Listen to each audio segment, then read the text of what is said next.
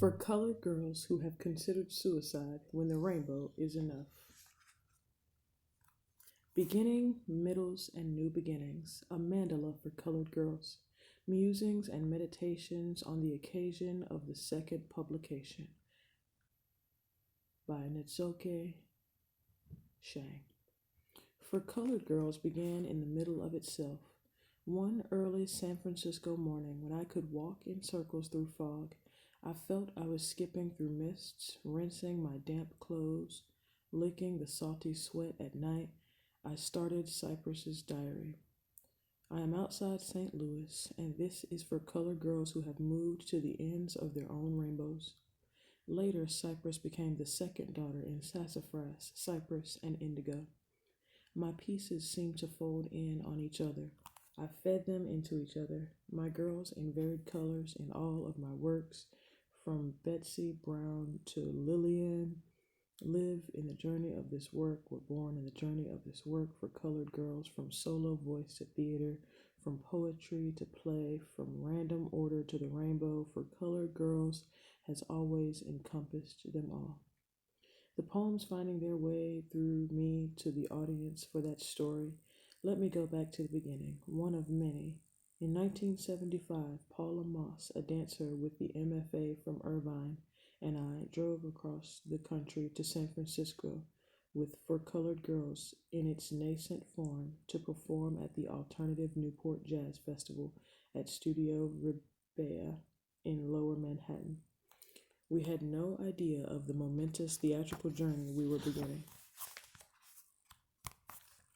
My sister, Ifa Baeza, saw that performance and had a larger vision of For Color Girls than I had ever imagined. A playwright, Ifa had been trying for years to convince me to allow others to speak my words, to let theater artists do my work. As a committed solo spoken word artist, I was suspect and resistant. I had never even considered having a director.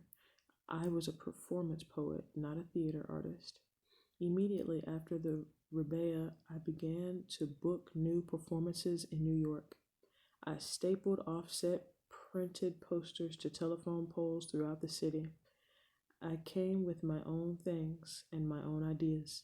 I didn't think I needed a director, but I consented to meeting a young recent graduate from the NYU Theater School whom Ifa had pegged as compatible. When I first met Oz Scott, I was dubious. At the height of 6'4", and with his long patrician nose, Oz had the immediate appearance of a man looking down on the world.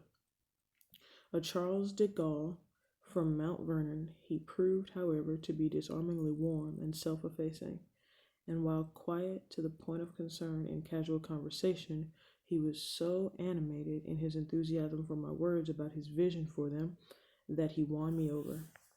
"What does a director do?" I asked. I had scheduled a performance at Old Reliable, a gallery bar on Avenue D in East Village. When I came to the first rehearsal, I immediately saw Oz's influence. He had assembled a group of actors, 5 young women. The 5 added to Paula and myself became 7, the rainbow. Oz had such a natural leap, physicalizing the image, giving the rainbow a human form. It was suddenly surrounded by a circle of women, sacred in construction. My solo voice began its journey to many voices.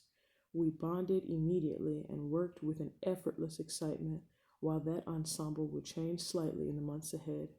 The core ensemble remained as it was that first day, myself and Paula Moss, Aku, Kadogo, Laurie Carlos, Tranza Beverly. Later, Janet League and Rise Collins completed the set of 7. My sister Ifa sat in occasionally as a second pair of eyes and ears. Oz and I immediately began experimenting, collaborating with the ensemble, matching individual pieces to personalities. The poem, Now I Love Somebody More Than, went to the fiery Laurie Carlos with the husk of her voice and the sassy pop of her P's in My Papa Thought He Was Puerto Rican, Toussaint. Went to the doe-eyed Janet Leigh, discovering her hero and that first touch of love. Both of those poems are journey poems. In each, a young girl runs away with dreams of discovery. One yearns to travel down the Mississippi, the other up the stairs to a project party. The poems introduce the girls to other kinds of people of color, other worlds, to adventure and kindness and cruelty. Cruelty that we think usually we face alone, but we don't. We discover that by sharing with each other, we find strength to go on.